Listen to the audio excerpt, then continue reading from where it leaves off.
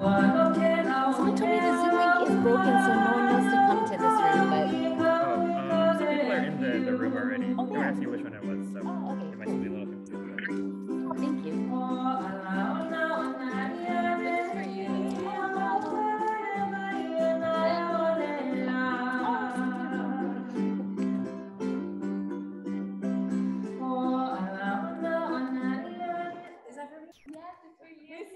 No, this is perfect. Thank you so much. I'm cool. Oh, wow, wonderful. Thank you so much. This is wow. This is good.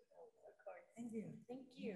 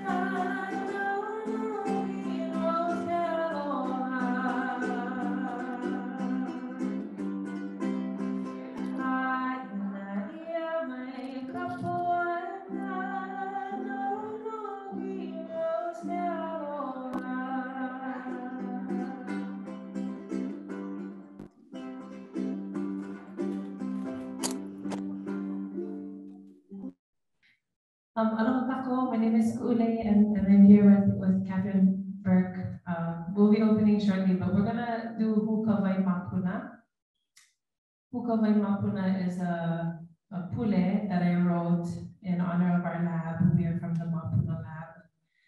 If you know this pule, it means that you've come to some of our trainings before. If you don't know the pule, there are many opportunities that you'll have to learn it, and we'll talk about that during our presentation. But if you don't know it, you can just hum. Ukawai mapuna mapuna kapugaha ainu hakaula agapuha anuai ena kupuona kupuna malama kumapuna malama kumapuna malama kumapunai iona loai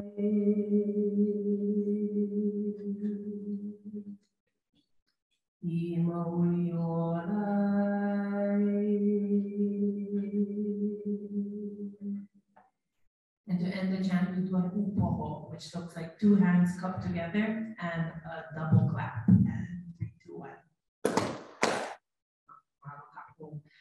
That is a chant that sets the intention for our presentation. The mapuna is the freshwater spring. So Ukawai Mapuna calls us to call forth the freshwater spring.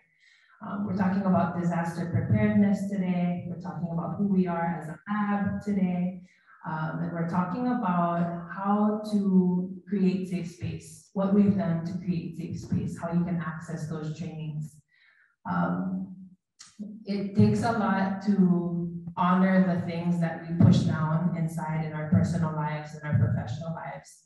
But Hukawai Mapuna, that Perreira just shared, cause us to allow those things to come forward, to come up. Sometimes that looks like conflict, sometimes that looks like uncomfortable conversations. The chat I just shared prepares us to carry those uncomfortable conversations, not hide them, not put them away, not shove them deeper, where it'll manifest into illness. But just wanted to share a little bit about that pule that I shared. At this time, I'd like to call upon our principal investigator, Katherine Burke, to begin. Mahalo ku'ule. Okay, so this is a presentation about a project that we're just closing this month. After just over a year, the Ulu State Disaster Response Cultural Training Series, and we hope to share about accessing enduring materials through Hawaii Train. So thank you so much for having us. We're here from the Thompson School of Social Work and Public Health. Okay.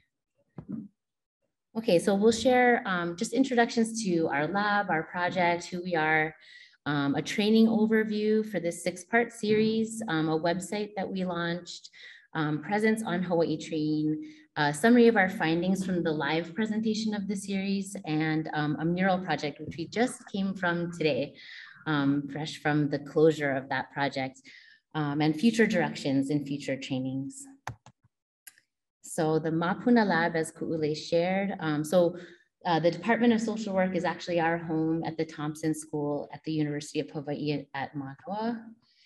This is a mission statement that grounds us. The Mapuna Lab is guided by the Oki'alehua Metrosideros polymorpha, an endemic Hawaiian tree, also the state endemic tree, our teacher in healing the chronic and existential pain of historical and intergenerational trauma.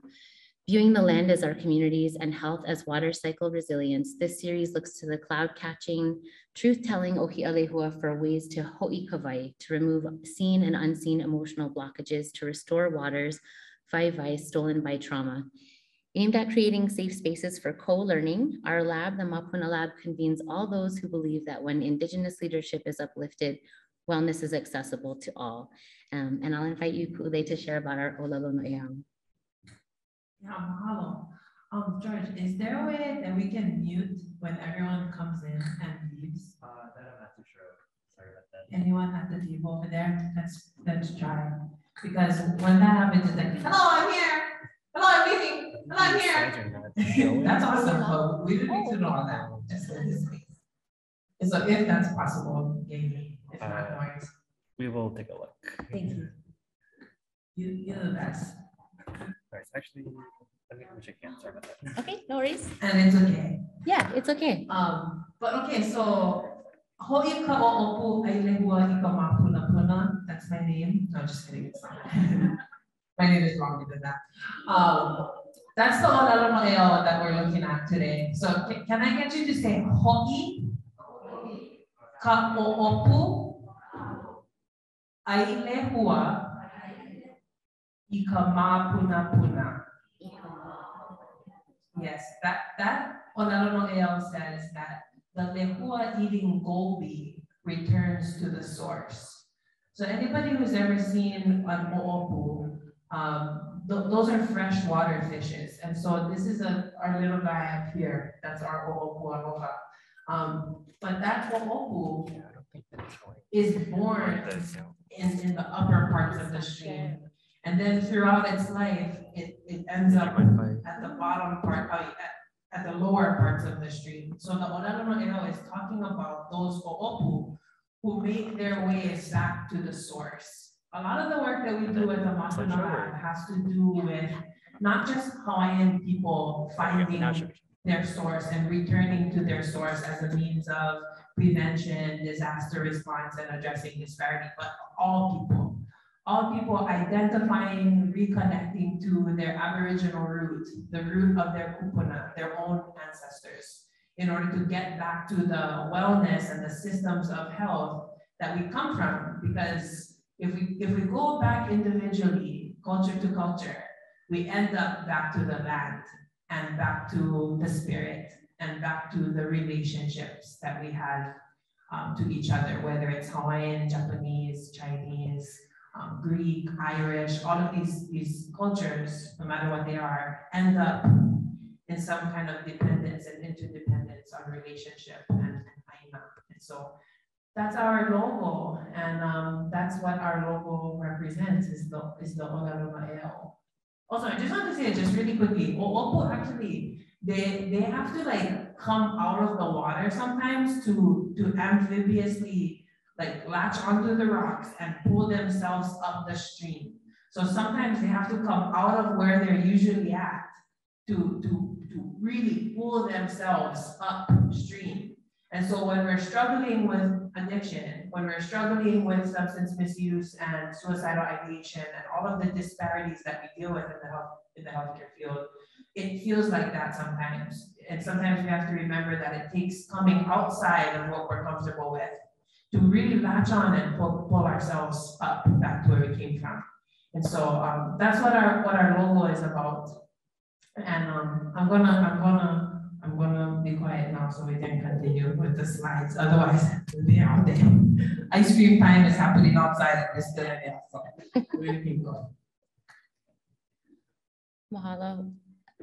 This is a training overview. So the theme Ulu, and now I keep trying to find new places for our faces, but this Ulu image, which actually might be nicer to see in a big size. This is the logo for just the project. So we're really focused on art and creating imagery that resonates deeply with the messages we're trying to share. This was created by our program manager, Kaylee Po'oloa. And this is like the outside of the ulu, that leaf that holds the baby ulu, and you can kind of see it crowning. We really draw upon these metaphors to share how we are describing disaster and also addressing it and teaching prevention of responses to disaster, serious mental illness, substance misuse, and all of the stress that can come with natural disaster. So let's see. So we'll begin with our website. So we can come out of this. We partnered with Wahine Coder. They're really wonderful. They made this beautiful website for us. With a lot of partnership. So they do a lot of in-depth discussion with your team and conceptualization and through consensus, which is a really important thing for us that we operate on consensus as well. Our central theme is nature is not a disaster. So our population that we serve is Native Hawaiians and Pacific Islanders. From a Oceania perspective, nature is not a disaster. Natural disasters are critical opportunities for community strengthening. So this spring we completed 6 webinars and they're all accessible here. So, but we want to begin with our community navigators. This whole story and project was informed by Mama Ino, as we call her, but Inocenta Saunkiku, who you may be familiar as a medical interpreter and community navigator at Kokua Kalihi Valley. She was our advisor and invited other community navigators to join us from across Oceania, but also specifically focusing on Micronesia. Micronesia is not a monolith, it's many nations, and we seek to share that context as well. So from her advisement of surviving COVID-19, assisting her community to navigate the disaster of COVID-19 is what we built the themes of the webinar upon. This quote is from just feedback from our participants. Disaster is not one incident. There's no one appropriate way to assess and mitigate risk. Disaster must be viewed and understood in context, and the culturally appropriate response should be employed to ensure that those affected are not re-traumatized or their situations worsened. This participant said, I will carry forward with me the appreciative, holistic, and strengths-based approach to disaster. We also partnered with what we called social justice community advocates. As many may know, social justice is the root of public health. So we had Sierra Club of Hawaii share about water access, maintaining access to clean water on Oahu. As we know, it's being threatened right now through the fuel tanks at Red Hill. We had Deja Ostrowski share about housing security, Yoku Liriano talk about organizing through Hawaii Worker Center, and Yasmin Ching through the Sex Abuse Treatment Center. So all of these things were woven together. So it's a lot of guest speakers layered on top of non-guest speakers and navigators and just beloveds in this webinar series. So we'll just share a little bit about the perspective or the way that we organized. Oh no, here we go. Go ahead. Sure. So can anybody tell me the name of our lab? Oh, Mapuna Lab. Electronic prizes. Spiritual gifts upon yes, we are the Mapuna Lab, and anybody remember where we live? Not physically, but organizationally. School of Social Work, yes. And School of Social Work is part of which institution? UH Manoa. Do you know us? No cheating. So we're the Mapuna Lab, and so what we're explaining is that the Ulu DRS project, the State Disaster Response Project, is one of many projects that we're working on and that we've done. I just wanted to say really briefly and recap that when we think about disaster response, just the regular person's mind, what do we think of? Anybody? Disaster response. What is it? Red Cross. Yep, Red Cross. Anybody else? FEMA. Yep, FEMA.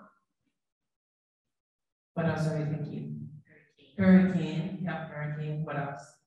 Shelters. Yep. When we think of disaster response or even disaster as a word, we're thinking natural disaster. And so the perspective, the foundation of the training that we did comes from people who have experienced bombing, heavy bombing in their homelands, people who have experienced typhoon to atoll, typhoon and hurricane and all of these quote unquote natural disasters. We come to find in the training that actually these quote unquote natural disasters from an Aboriginal perspective have definitely been, so lives have been consumed and it's been rough for the Ohana, but we learned that these natural disasters are opportunities for Ohana to come together. We found, our community navigators have shared that when there was a typhoon, the kids would be maybe excited because they would all be together with their Ohana, and then they would all be having to eat all the food that was stored because now there's no electricity. So now we have to cook all the food and eat it before it goes bad. So we're open, our minds are opened up into Aboriginal perspectives on disaster response, Aboriginal perspectives on what actual disaster is. Another thing about disaster is that if we as Aboriginal people are already mistreated and already undermined and already, if we already experience cultural trauma and historical trauma, which that's given a lot of times here in Hawaii and also in other parts of the US, that is a compounded factor that relates to disaster. So it's not just the tornado, it's the systems that are in place that disenfranchise and disempower Aboriginal people before the tornado hit. So these trainings are not things where you log on and you sit there for 2 hours and watch a PowerPoint. These trainings are where practitioners and mothers and friends and kupuna and elders of the Micronesian community come together and talk about what disaster is and how they dealt with it. Also, it's a culmination of all of these community navigators and professionals that work in the field. We're coming together to talk story about this issue. And we're really happy to tell you a little bit more about that, but just wanted to give you kind of a conversational piece about what Kat just shared. So, mahalo. No, I always look to you, Ku'ule, to help slow down the rapid pace of our minds and really connect to what the message is that we're trying to share. Just a question to elaborate. So when you talk about kupuna and elders attending our trainings, did we have their email listserv that we were able to contact them to come? Listserv of kupuna that we were able to like dial in and invite them to our training series. A lot of them didn't really have emails, so we had to just tell our own kupuna to come and our own elders. So this is a relational project, all of the things, the programming that we do at the Mapuna Lab is relational. We really believe in the nothing about us without us concept. So everything that we create is open to not just our moms and dads and tutus and papas, but also yours as a professional. So yes, it's a training for providers, but it's also an opportunity for community engagement, which is naturally necessary. But to answer your question, no, they didn't have any emails. I mean, some of them did, but they don't check that. So, here we are, relational accountability, yes. So in that space, and maybe I can make this just a little bit bigger, but what we were hoping to do is meet our audience coming from all different moments in their lives at where they're at. So stepping into the Zoom, there's a moment to you're getting organized, and through the webinar platform, we were able to promote all the attendees to panelists. And that was a segue into, we're going to shift out of our normal Zoom experience and invite you to, and each person present to see themselves as a valuable voice in the conversation. And so these frequencies are almost like how the brain waves operate. So we have like the gamma rays going really fast, and then hopefully we're opening our minds. Kaylee shared a little bit of Ike Kupuna on each topic. So some ancestral wisdom about each topic in the series. So we're sharing how, from a Hawaiian perspective, the truth is seen. Then going into the next portion, and we'll share a little bit more about this later, we had art, there was pule, to kind of further slow down our minds. From there, we invited the community navigators to share resonance with what they experienced back on their island. And then for the social justice community navigator advocate to share the reality of the situation that their communities are facing and how nonprofits mostly are organizing to address those issues. And then we would be at the place of readiness to hear from a practitioner, someone who is maybe a social worker, maybe a chef, maybe a mahiai, about how they have been cultivating a practice to address this problem their whole lives or intergenerationally.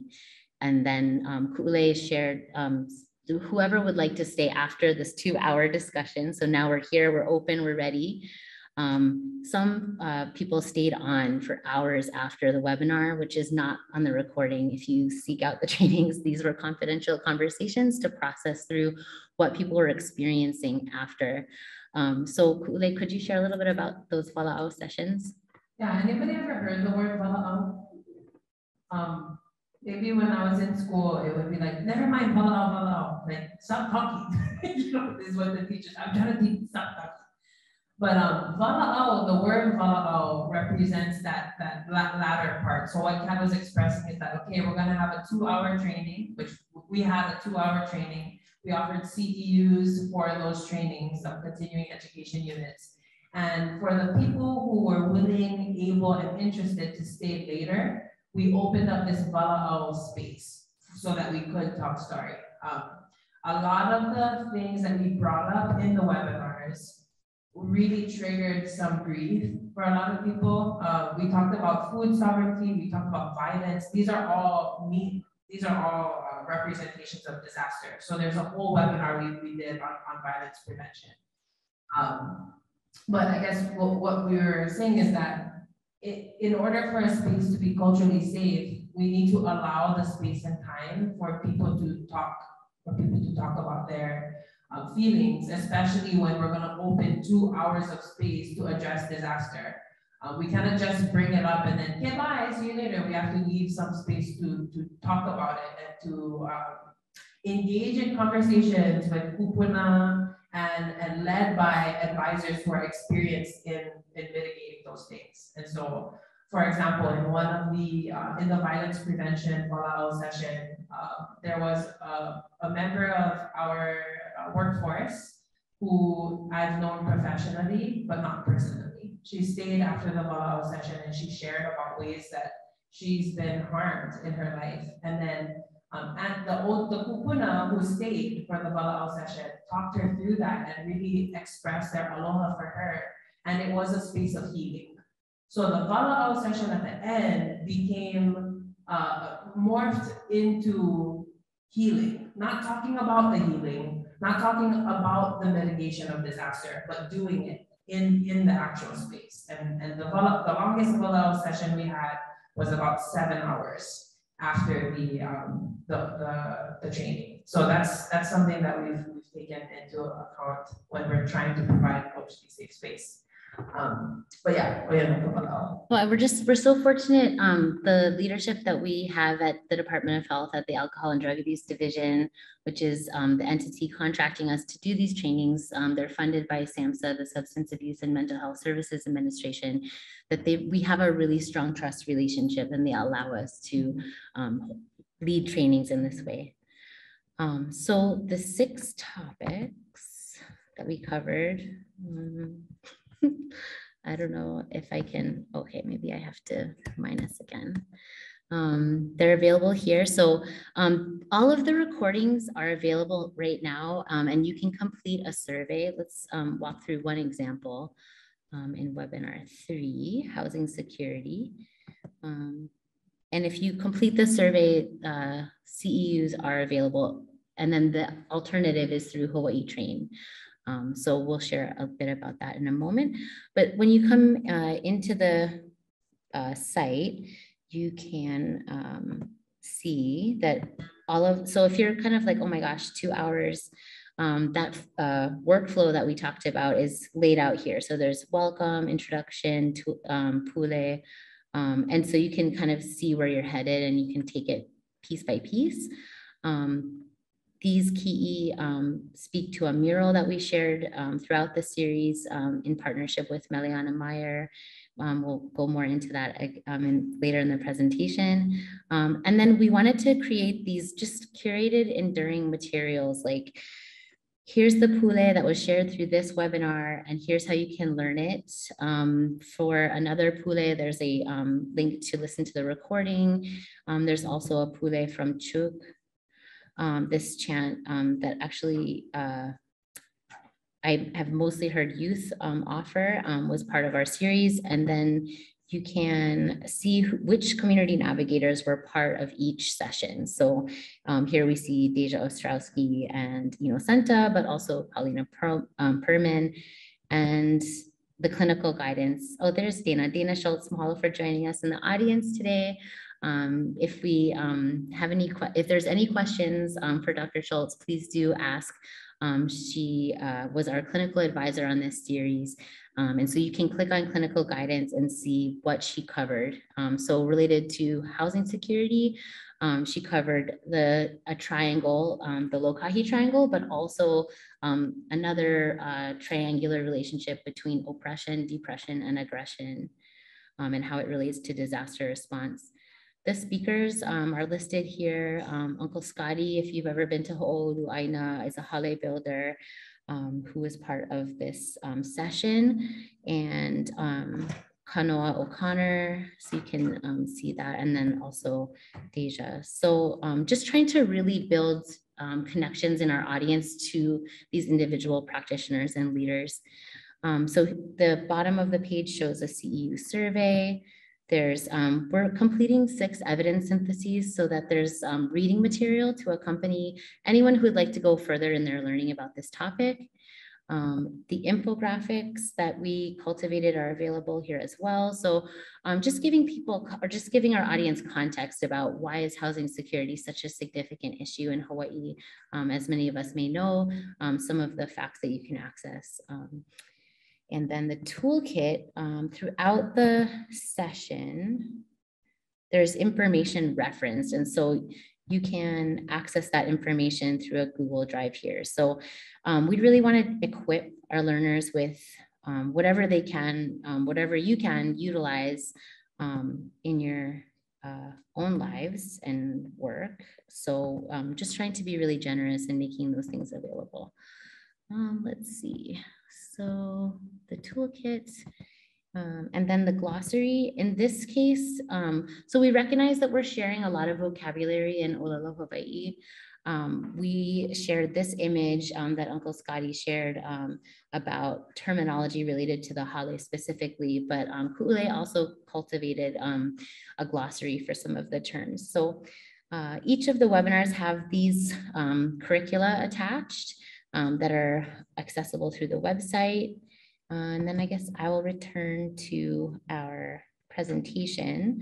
Okay. So as I mentioned, Wahine Coder, Marian Ano was the IT program specialist from Wahine Coder that worked with us on this. Let's see, she wanted us to highlight the analytics. So it's an ongoing process. So the project is over, but we want this website to live on and be a sustainable resource. And so Google Analytics are a really important way to do that.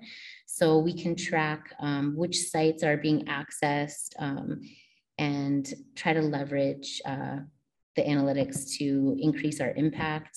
So here we can just track, users versus new users, views per user, and just see how this is changing as we add and change content on the site. It's accessible desktop and mobile. So if it's optimized for both, is there a platform people prefer? And then also, is there the browser that people are using to access? We want to prioritize usability testing based on those top 3 browsers being used by our users. So just trying to be as responsive as possible to the needs of our learners. Here we can also see which of the pages. So at this time, when this was taken in June, July, we had only really introduced our home page, and then we're slowly adding more pages. But this site will be complete by the end of the month. And then parsing out the information so that we can track, do people access the toolkit? Is that actually a valued resource? So that we can cultivate our cultural trainings series to series. So here we might know that by the way that you navigate through from the webinar itself to the toolkit. But so Hawaii Train, again, something that we're building accessibility to through the end of this month on our contract. You can log into this site, anyone can access it. Actually, anyone can create materials and share them through Hawaii Train. So we also want to advocate that people utilize this site. It's a way to get continuing education units. It's a way to browse what's available and maintain your credentialing in a really user-friendly way. It takes, so when we have live webinars, it takes us going to the Zoom information and seeing like each specific participant, how much time did they spend on the webinar, and does it count for the number of CEUs that we're offering? When we use Hawaii Train, you can receive it more instantly. So that's another benefit to using a system as robust as Hawaii Train. You can receive a certificate on your own time. You don't need to necessarily wait to have an email from us and then send it to your credentialing agency. And then you can do that all on your own. And we wanted to just share from our graduate assistant, Vivian, and also our production manager, Jackie, about the feedback that we got on the live series. So you can see we've shared a little bit of the context and what we experienced leading the project, but this is what we heard from our audience. So it was fairly well attended. You can see a lot of folks registered, and then there are fewer folks attending. However, this allowed everyone to access the toolkit, the recording by registering. So we did advertise through our flyers and on social media. Please do register even if you can't attend so you can get the recording and the materials. So the percentage, varied throughout the series, but pretty strong engagement. And then the survey participation, not as great. So still, for people who were looking for CEUs from the series, we did require that to the completion of the survey to get the CEU, but otherwise we didn't have as much feedback. So we really relied on the qualitative feedback from participants during the session, through transcript data, through the chat. But then we wanted to share some feedback that did come from the survey itself. So before I share a little bit of just a quote from each session, so you can get a feel for what people receive from these trainings. Ule, did you have anything that you wanted to add or share? No, that's just kidding. I think that I feel so grateful for this access. As an Aboriginal person, kupuna are not usually considered in institutional spaces of learning or training. And in these trainings, they are. and they're highlighted. And if not kupuna as in elders, then people who carry ike kupuna, or the knowledge of elders. I remember, I think, I cannot really see, but maybe he's here, but Dr. Tafuna was one of our guest speakers, and he didn't just bring his expertise that he got from being a doctor. He brought the experiences that he has as a Kane, as an Aboriginal man, as a father, as a brother, as a friend. And I just feel so grateful that we were able to procure this training series that looks to that mana, that power, that life force that everyone understands and everyone knows and everyone relates to. Not only did we hold this series based on and highlighting and developing a training on this mana, but we made it accessible on a website, through a website. Not only that, but it's also being posted on a training site. So this is because there's a lot of policy and politicians and just general conversation around the importance of Aboriginal health. There's like whole departments of Native Hawaiian health. There's whole hui's, a lot of people doing a lot of work. But this is another, this is another leg of that work, another limb of that work that's made accessible and really honored via the CEU process. So I think just to recap the mana of the things that Kat just shared, I just feel really grateful for our ability to access that across the world through the website. So just mahalo Marian and the team for putting those things together. We were thinking we wouldn't have microphones and be so remote from you that we might ask you to read the quotes with us, but maybe do you want to take turns? Yeah. Okay. So from disaster preparedness, a community navigator shared, disaster is not one incident.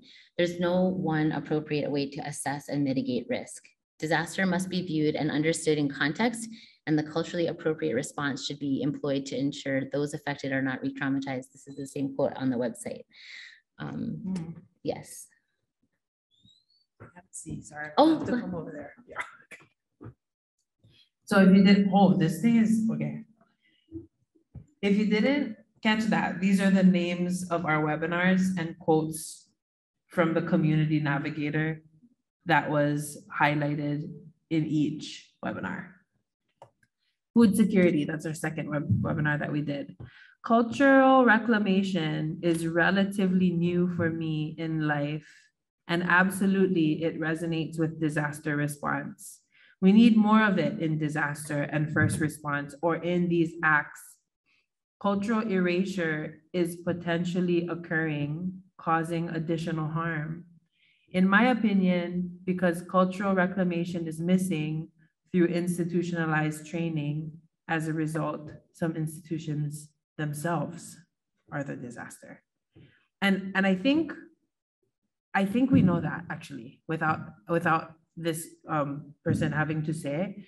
I think every time that we step into a university space where we say something and then people are like, oh, hello, don't you know that that's not the answer? Or just even the experience of having to sit at a desk and a table in order to academically achieve versus being able to sit on a mat outside where Aboriginal people a lot of times are able to feel comfortable and thrive. These are things that we know, and I just really mahalo this person for putting some language to that. I'm gonna put this to the next slide. Set up professional audio in audio settings. No, thank you. Okay, here we are.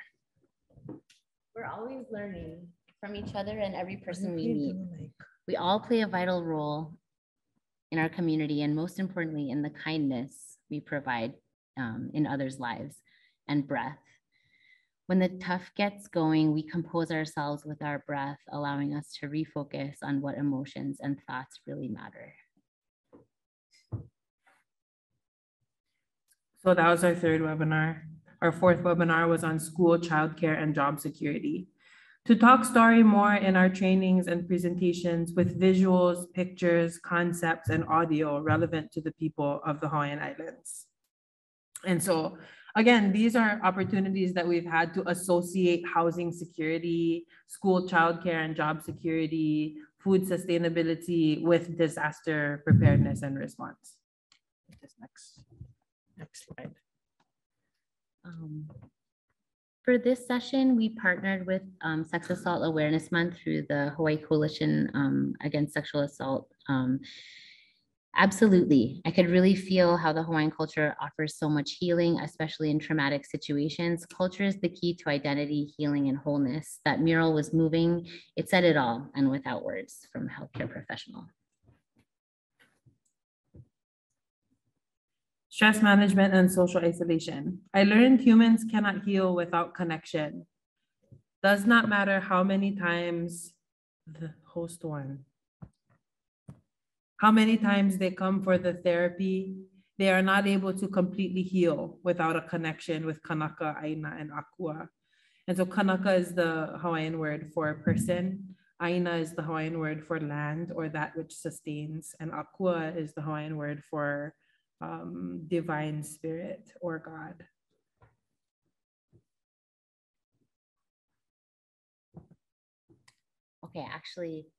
Okay, so we actually came from Honolulu Community College in the Hale today, where we were completing work on a community mural that was inspired by this mural, Ku'u Aina Aloha. And so hopefully you're familiar with this mural because it's been shared at Bishop Museum, at the medical school, I think was the first place it was on public display.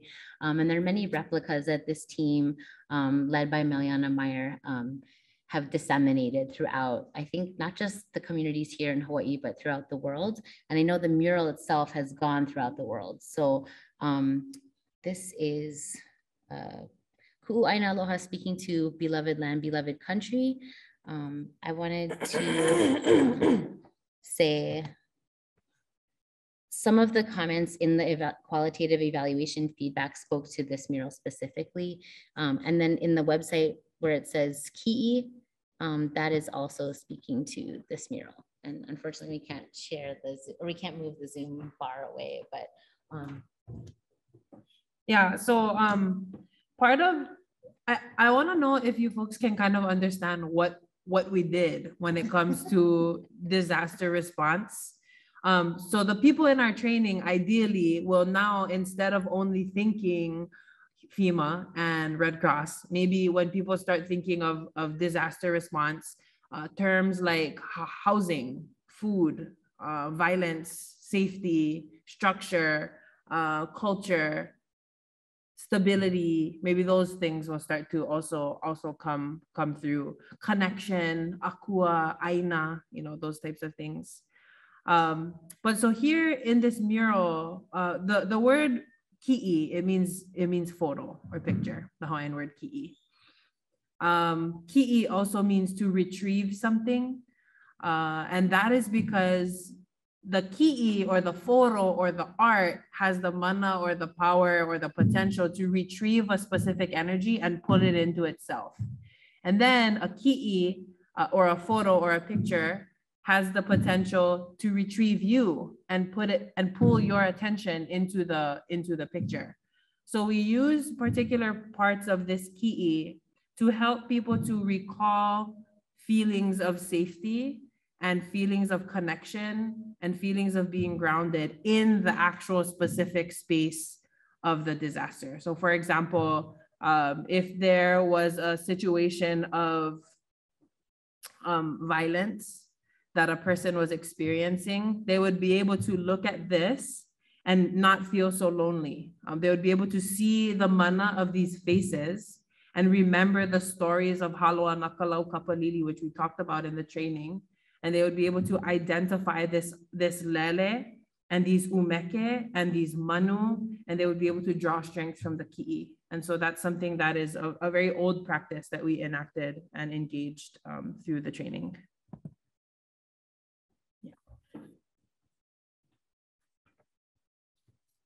So through all 6, you'll get to know every part of the mural.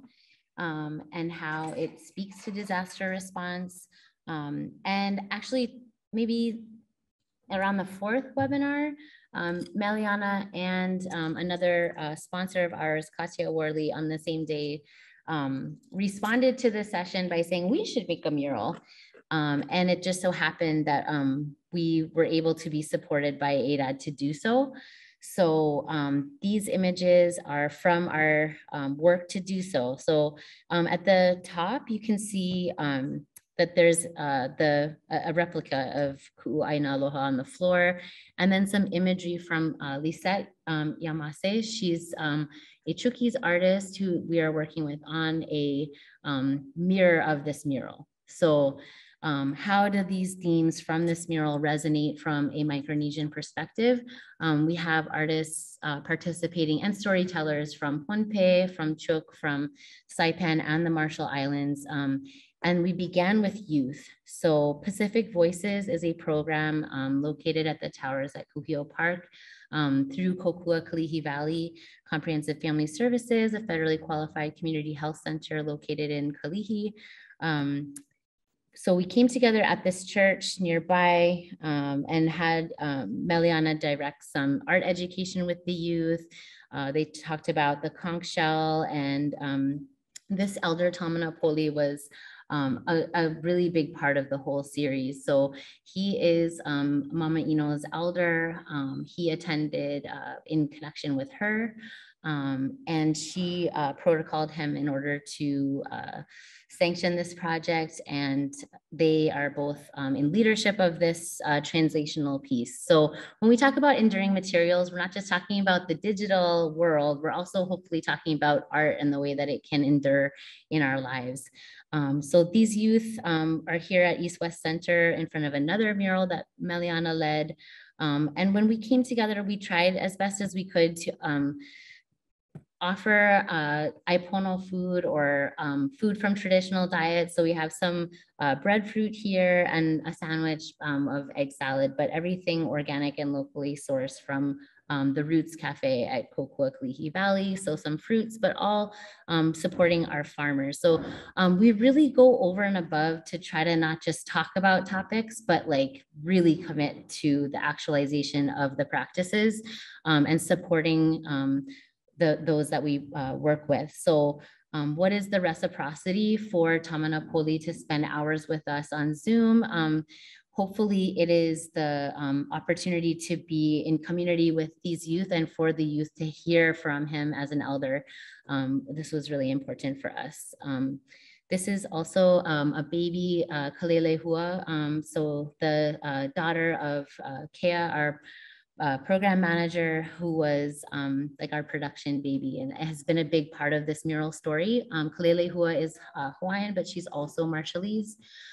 So here we have some of the stories of the youth within the shell, and then the blue representing the ocean holding us all together. And so we are excited to share also on our website and on Hawaii Train about the mural. Actually, if we go back to the website, we can see if you're interested to participate live with us on Thursday, we'll have the 7th session to talk about the mural. So 4 days from now, we'll hear from Caroline Carl. She's a spoken word poet from Pohnpei, but she's also a biochemist. She's a grant writer. She's a very talented member of our team. And it's for 2 continuing education units for CSAC, CPS, CCS, CCJP, CSAPA, and social work. The learning objectives, we're needing to correct this typo, but we want to help our participants define the relationships between the mural that was coming from a Hawaiian cosmology and the mural that it inspired with Pacific Voices. We want to share the vignettes or the stories that are throughout the mural. It's a 12 by 4 foot mural, and to identify one way that art provides primary prevention of serious mental illness and substance misuse in response to natural disaster. So you can register here, but our website, uludrs.com, join us Thursday from 9 to 11 a.m. if you have time. And with that, I'll hand it over to Ku'ule for our future directions in our next series. Hello. How are we doing? Temperature check. How are we doing? Okay. I think I want to know one word. If anyone could just shout out one word that you're thinking of after learning about our series. Not all at once. No. Awesome. Eh? Everyone, can we say awesome? Awesome. Mahalo. Kanaka. Everyone, let's say kanaka. Awesome. Pono. Let's say pono. And let's say ono. Because ono means delicious and pono means appropriate and also necessary. Pono is the word for necessary as well. It also means righteousness. I don't know if you said pono or ono, but both are appropriate. So how come every time I say something with the word P, it just feels like it's gonna explode? Anyway, how about another? Reconnection. Everyone say reconnection. The word connection in Hawaiian is pilina. Can we say pilina? Anybody ever heard the word pili? What is that? Grass. Yeah, so it's like, I know that grass. That grass sticks to, is like Velcro. Like if you walk through the pili, or if your shirt gets by the pili, it's gonna pili to your clothes. And so the pili in pilina is like that. It's the closeness of the grass is the closeness of the people. And so how about another word?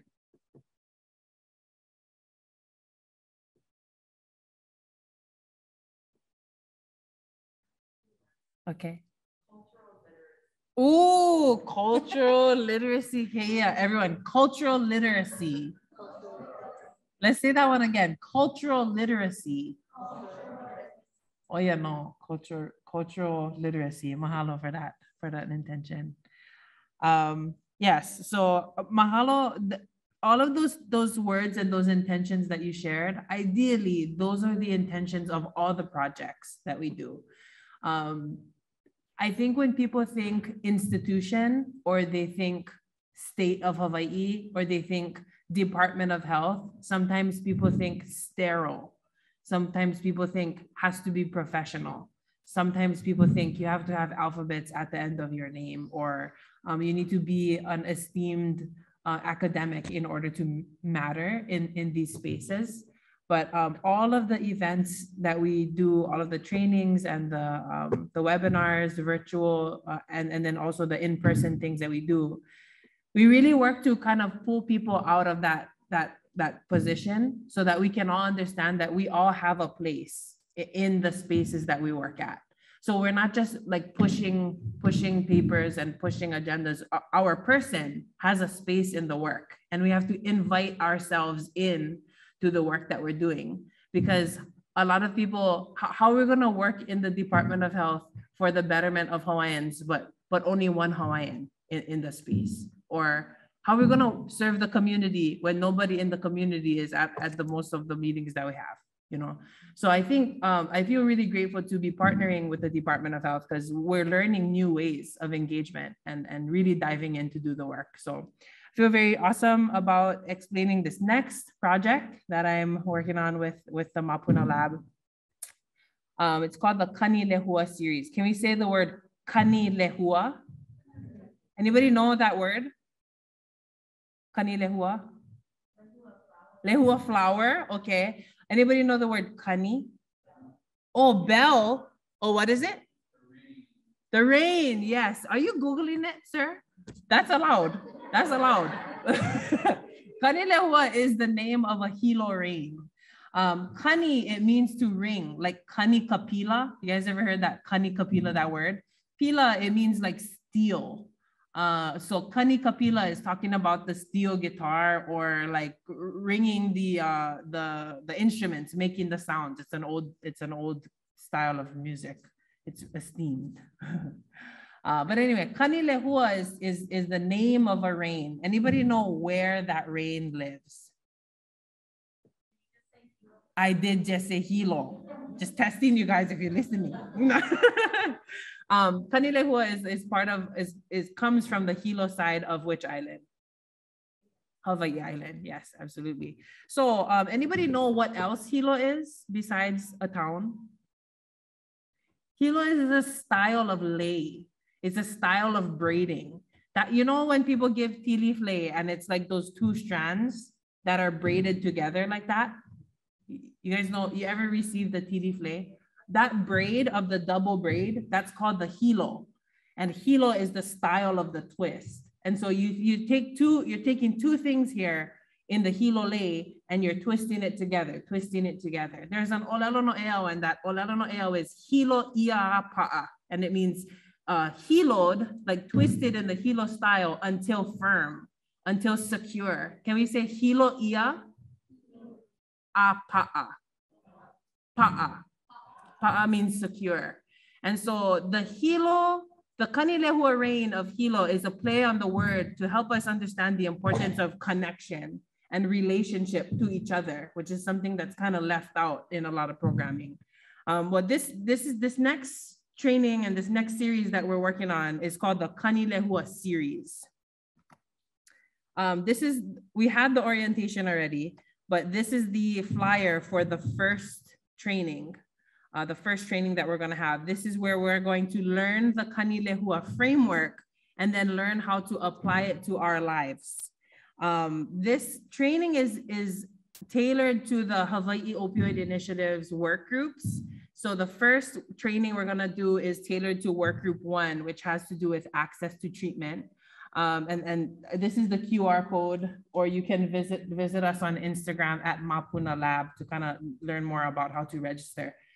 We would love to have you there. But this is going to be a similar thing where kupuna come, keiki come, just people come and listen to the ways that we can move forward in relational work. So you guys know about SCR 103?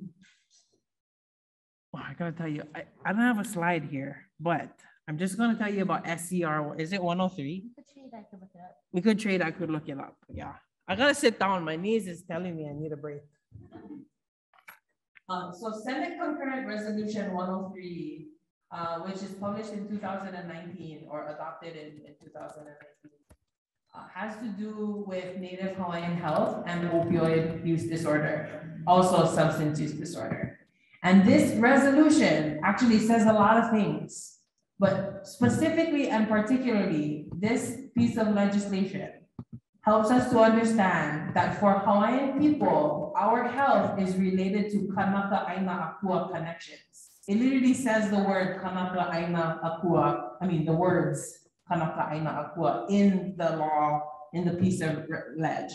So this is something that we should all really look into, because when we're struggling how to explain ourselves, we're struggling to explain how connection to each other is related to professional spaces of health, when we're struggling to explain how land and aina and spirit has a place in health, we gotta look at this Senate Concurrent Resolution because it ties it in together.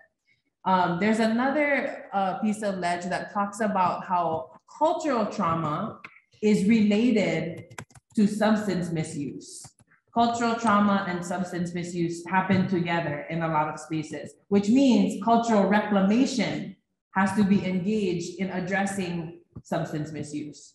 And so all of these things are really awesome. And I wanted to leave you folks with a couple of these things to kind of Google on your free time, because I'm sure it has to do with the work that you're engaging and doing. But so the training is about these pieces of ledge. The training helps us to understand the growth of the ohia. So we're bringing in the idea that the forest, we gotta consider the forest as well. Okay, so the ohia, anybody knows what is the ohia? A flower? That was a good guess. The ohia is the tree. What is the flower name? Lehua, yes, so it's the ohia lehua, right? The ohia is the tree. Okay, so do you know where this ohia grows? Because usually not at like Home Depot. Where is it? They sell it at Home Depot. Oh, what was that? The dried lava. The dried lava, yes. But I guess they do sell it at Home Depot. Well, it's a new day, everybody. But so yes, in the lavas, in the pellets. Just by the way, the word pellet, it doesn't only mean fire goddess. It's literally the word for lava. So anyway, we should probably know that. Anyway, when the pellet comes through and burns a lot of the forest, and then the lava hardens, right? What happens next? Anybody know? It turns black. That's correct. And then after it turns black and hardens, some little creatures called birds kind of fly over the rocks, and they kind of like leave little gifts along the way. And they leave these gifts on my windshield sometimes. Most times, actually. But so the birds, they leave these gifts of seeds, and also some of the seeds are flying in the wind. And then the seeds sprout in the black lava that's been hardened and set. So you see how we're talking about the growth of an ohia tree? If anybody came in there, they would be like, is this a forest class or is this a health class? Because what is this? You know, but this is what we're saying. Aina is related to, we gotta bring it all in. We gotta bring it all in. So anyway, back to the ohias.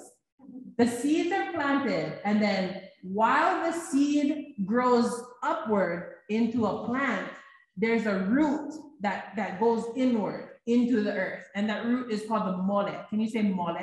Mole.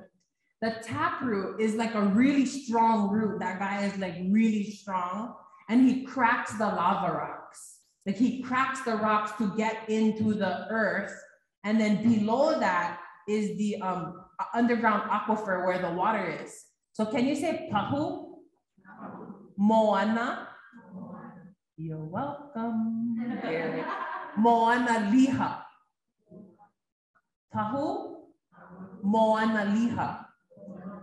So the pahu moana liha is the underground aquifer. So the mole from the ohia is digging to reach the water deep inside the pahu moana liha, the underground aquifer. And the water in the underground aquifer came from the Kanilehua years and years ago. So the rain falls down and percolates into the pahu moana liha. And the mole, as the tree grows up, cracks the rocks to get deep inside the water, okay?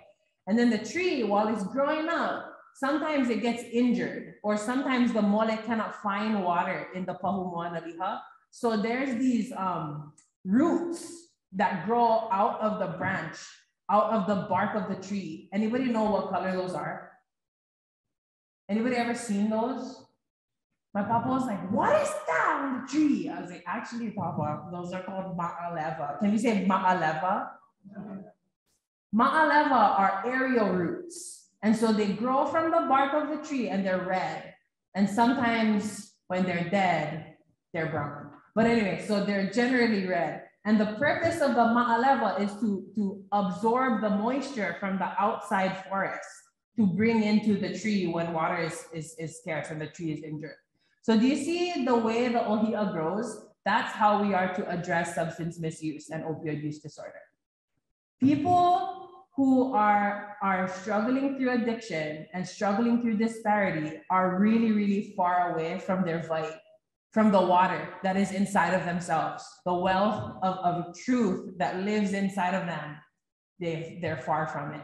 So they have to engage different processes to get the water to flow through their tree.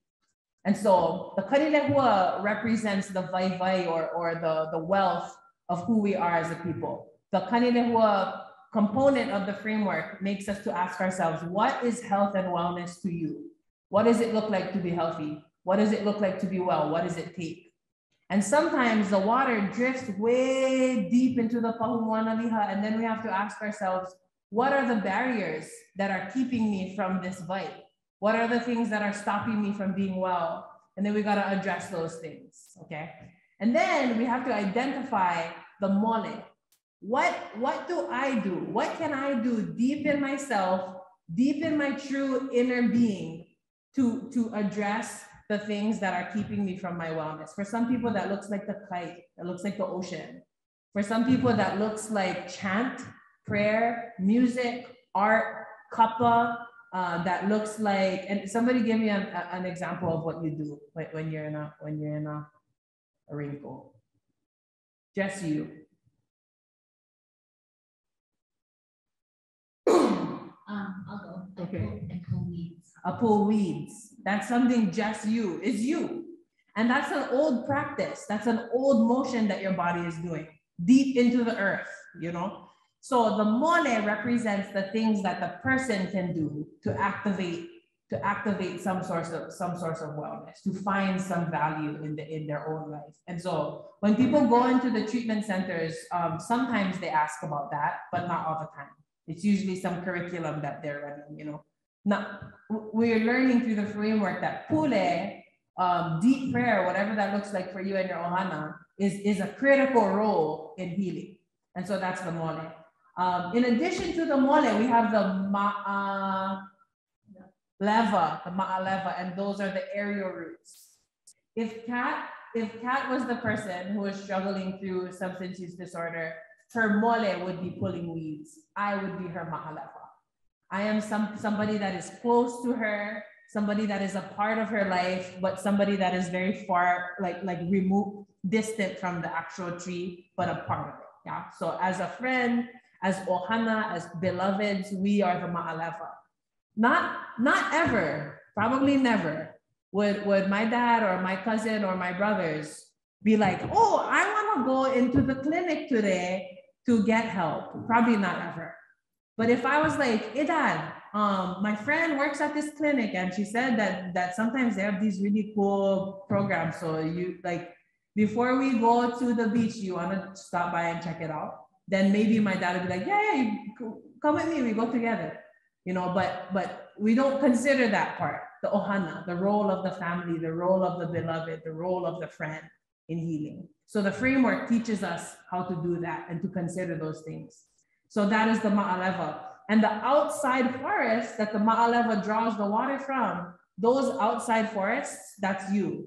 That's you in your institutions. That's Queen's Medical Center. That's Hina Mauka. The outside forest would be the Mapuna Lab.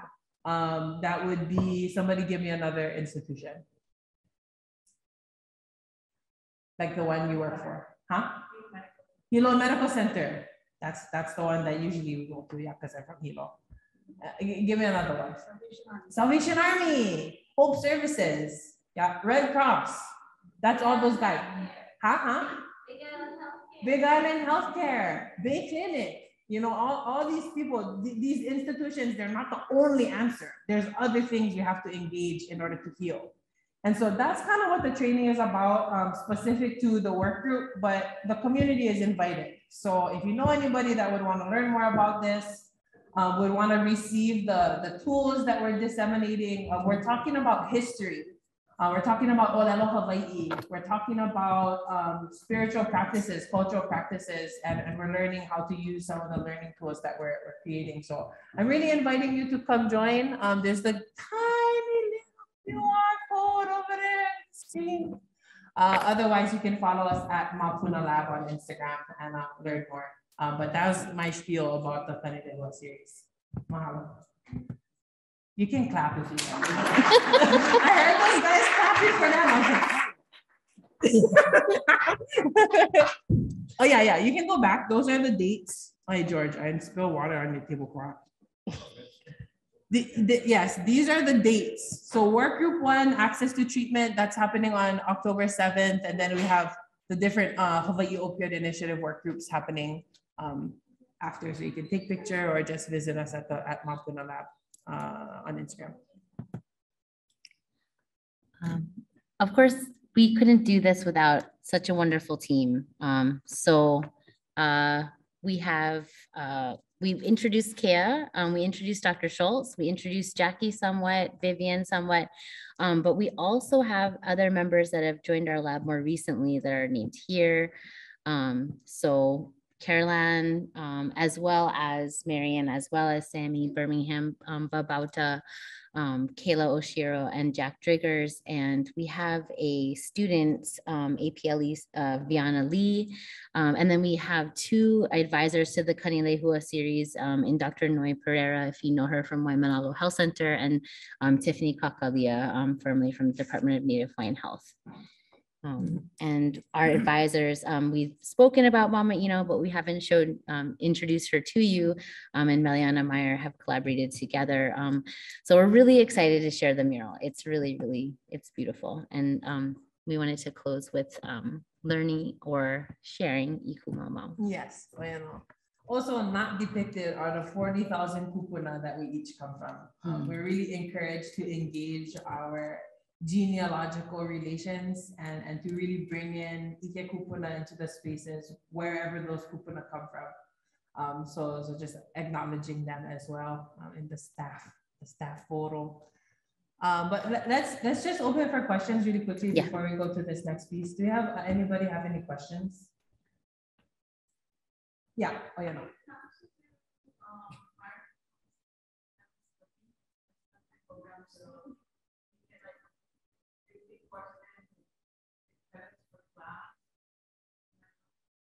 Do you mean like credit, like in university credits? Yeah. I think the credits that we offer are which? There, if you have a professional degree, but yes, we are growing. We're virtual labs, so we're growing our relationships with other faculty at the school, and we hope that teachers would provide credit for attendance, but we need to grow more than that. That's a good question. Can you hear me? Any other questions? Oh, okay, yeah. What's it? Picture of the new upcoming tree. Did anyone take a picture of it? It didn't happen yet. Or do you mean the link? Yeah, we can also put the registration link in the chat. It's like go.hawaii.edu/GM2. I just remembered that on my own. Yeah. Yeah, we can put it in the chat. We hope to see you there. It'd be awesome. And then what does that say in the chat?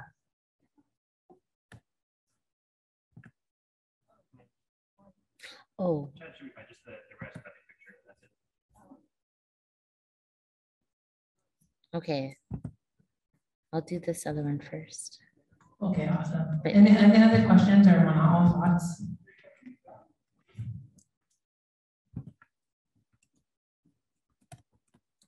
You know, when I ask or when anybody asks a question, it's so quiet in here.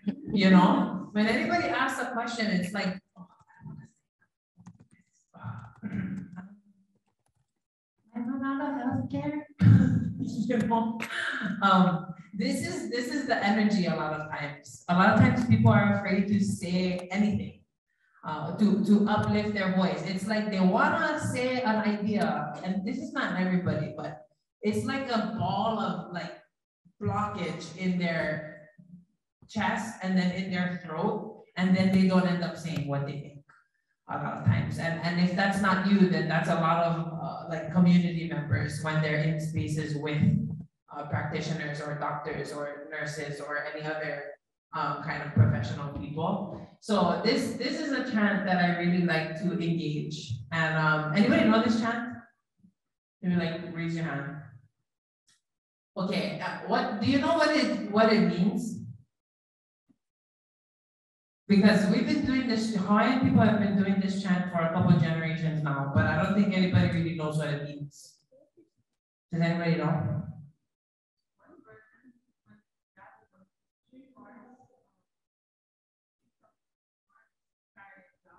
Yes.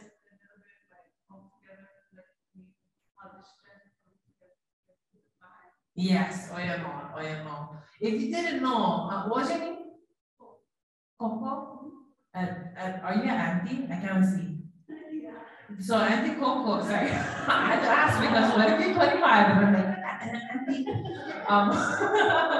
Auntie Coco is explaining that the Iku Mamau is a traditional chant. It wasn't like one of young person was just writing it and thought, let's shout this at the top of our lungs. This is an old chant. And this chant was used in the forest, in the upland forest. People would get together and they would chant this song in a rowdy and loud way. when they're picking up the logs, the trees, the tree trunks, and hauling it down the mountain toward the ocean. And so this iku mau mau is talking about is a tool to equip the people to come together and be on the same page with how they're carrying this heavy log. You see, can we say iku mau mau? What is the word ku? To stand. Anybody know the word mau? Forever. Yes, mau means forever, and also it means to endure. And also, mau is a word to signify that you're about to say something plural. So maybe ki aha would be cup. He mau ki aha means cups. So the word mau has the function to multiply something. So iku mau mau means to stand with others, stand in a multitude of people, and to endure. Okay, so we're gonna learn what this chant means, and then we're gonna do it. Nobody leave now. We're locking the doors. No, we're not. Oh, it's brown. Okay, that's okay because the brown part is me anyways. Okay, can we say iku mau mau? Iku mau mau. And it's not mau. I don't know what's that. It's mau, because your mouth has to actually come in a little tighter. So can we say iku mau mau? Iku wa. And iku wa is the word va. It means time, space, but it also means like space, time, realm, to space. So iku mau mau means to stand with others, and iku wa means to space yourselves out. So if we're looking at a long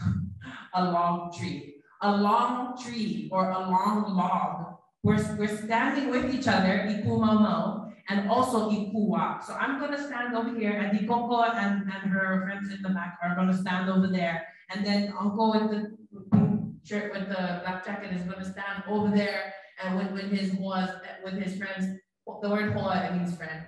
That's not the English one that I was thinking of. Anyway, iku wa, and that means we're all gonna space ourselves out. Iku mau mau, we're standing together with others, but iku wa, we're standing in our spaces.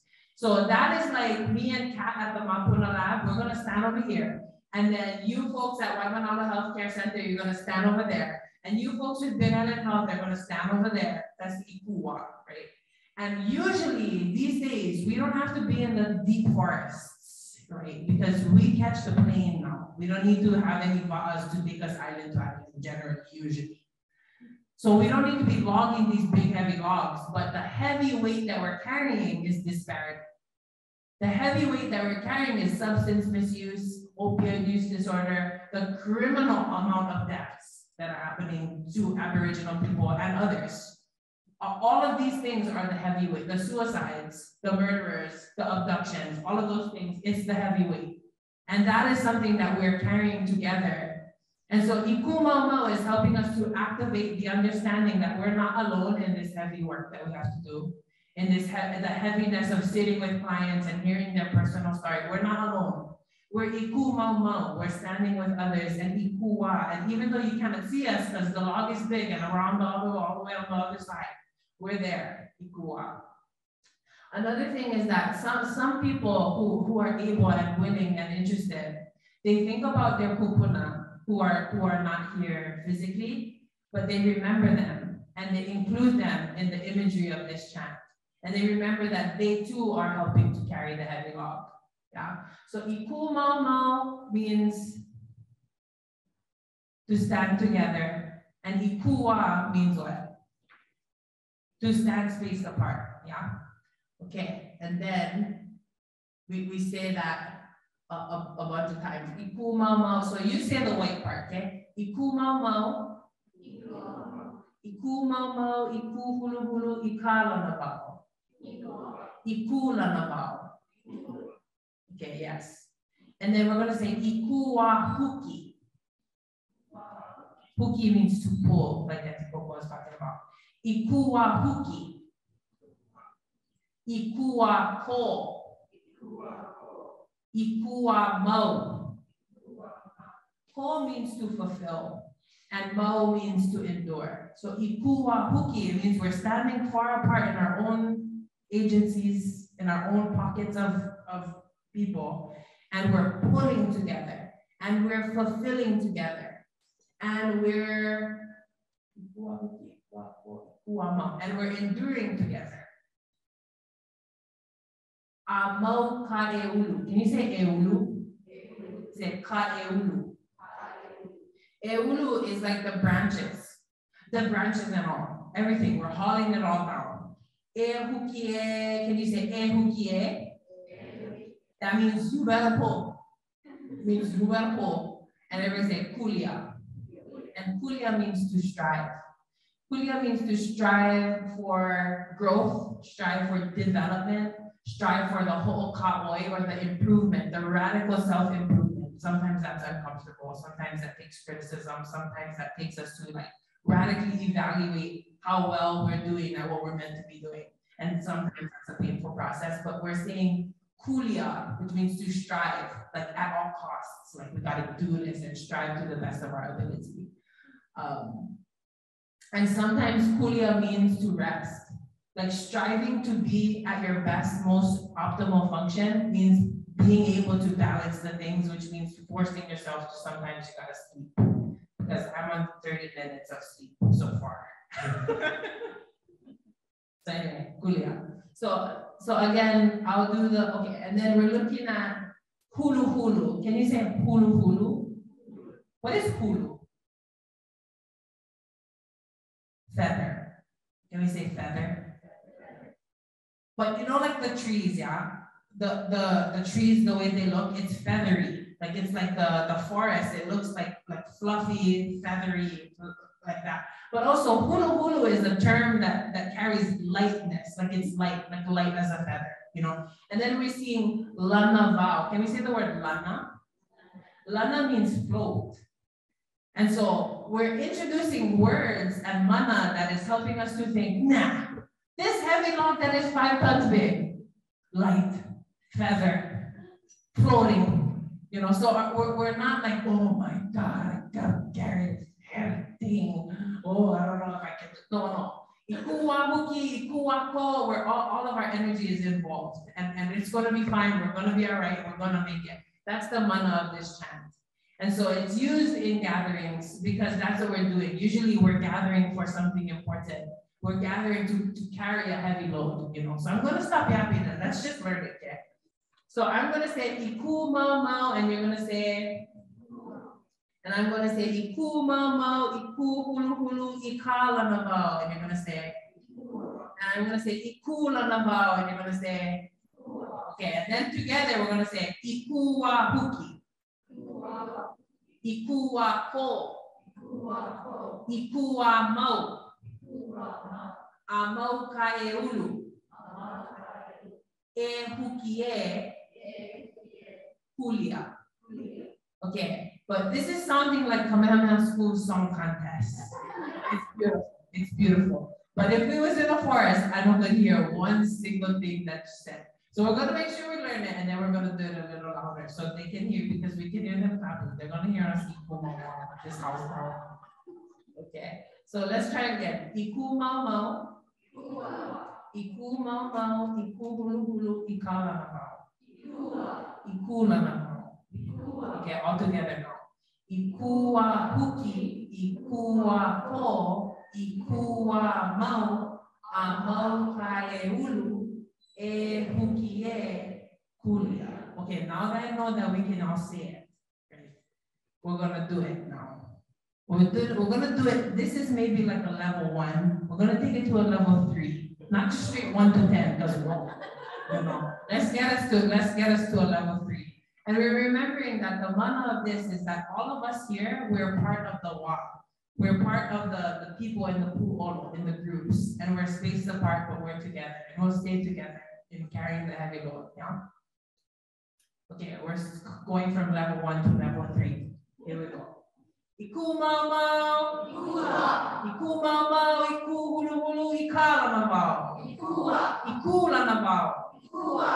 Ikua uki, ikua po, ikua mau, amau ka e ulu e uki e kulia. Okay, we're gonna take it from a 3.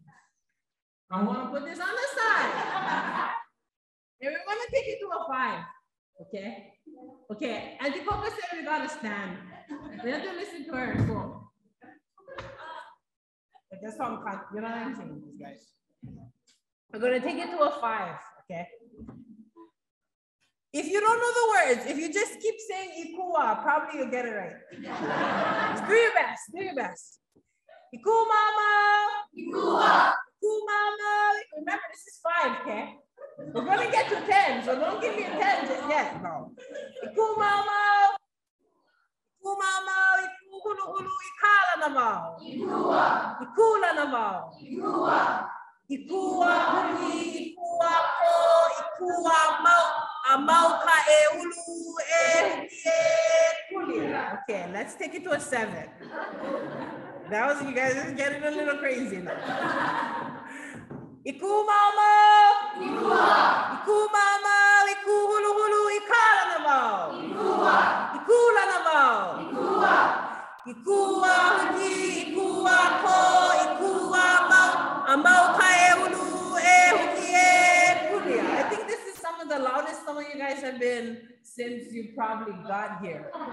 But if you have kids, then probably it was this morning. Just kidding. Okay, let's take it to a 9. Okay, you have to be increasing in the, because we're in the forest now. I gotta hear you. I gotta hear you. And what is when we say ikua huki, what does that mean? We're pulling. And so that means the cousins that we have that are going through substance use disorder, we're pulling them with us. Ikua huki, like they're coming. Ikua ko, what is ko? To fulfill. Everybody fulfill. So we're fulfilling this, we're making it happen. It has to, we gotta be moving. Our whole selves have to be engaged in this process. Not only today we're talking about substance use no, ikua huki, ikua ko. We have to go, everybody. They have to come with us. You see this energy to engage, yeah? So what is huki?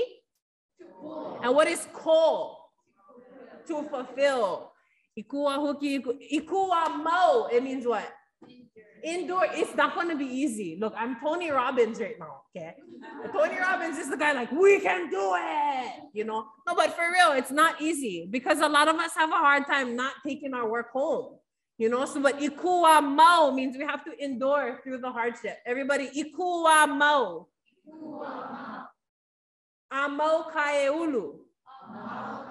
The whole tree, we gotta give all we have to pull in the tree, okay? E huki e. It means you better pull. What does it mean? You better pull.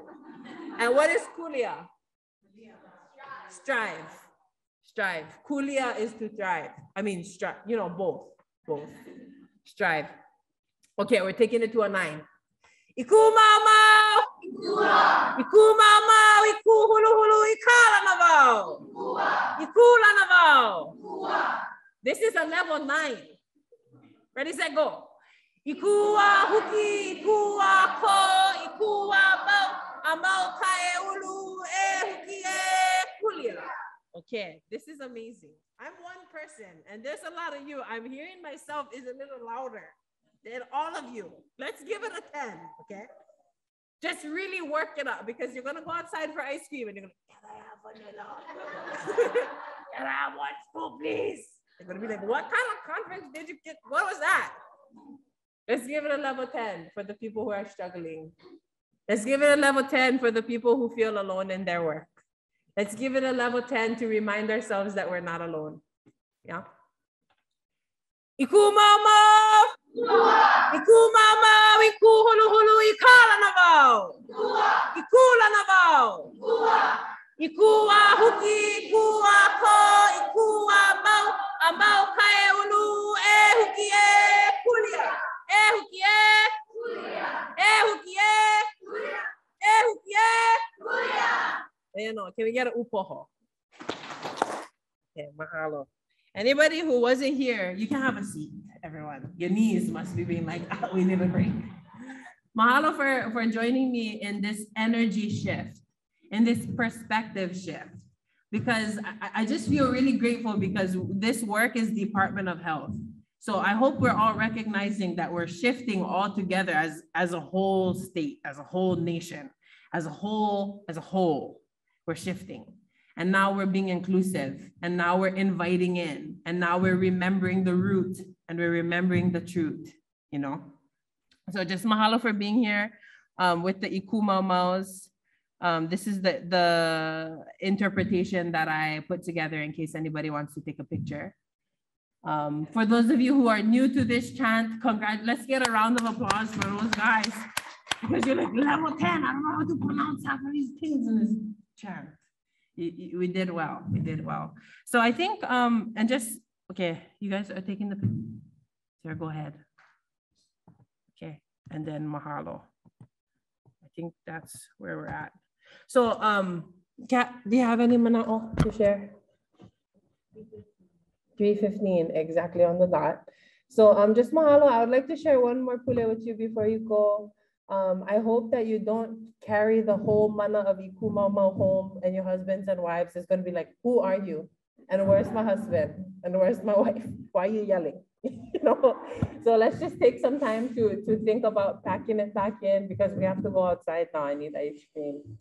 But really, I hope we can remember to be well. We remember to be connected to each other and that we're not having to carry these things on our own. Mahalo for this energy shift. Mahalo for joining the Mapuna Lab in the spirit of the Mapuna Lab. And this is Leio Hilo to close us out. Can you say Nawane? Nawane. Nawane. It means to march it on down. So we're just calling in all the kupuna and all of the people to come on down and close us out with this space. So when I point to you, you're gonna say Nawane, Nawane. Nawane, Nawane. Inakawa, Nawane, Nawane. Inakawa. Yes, mahalo. Let's stand. Leyo, hilo, kawa, kawahi. Hae, hae kuhi ikua, puhau kuhi ialo, apo mailaya we, paya kahulu konane, ki ina upolu ika akau e kau e kahemaya kalae lele, kava mehelele baby piolua hilave, lele kava mehelele baby piolua hilave, ina kawa. You gotta squeeze. Ike ala e nyane kapono e kawala ina. Hai kawa. Nawane papa hika hali ko papa ne dele huwa. Nakahoma na ke akuni o na ke ahima na lo aku mole huwa la la imuli kwa hivi e vene kamwana nui pa mama otu botu.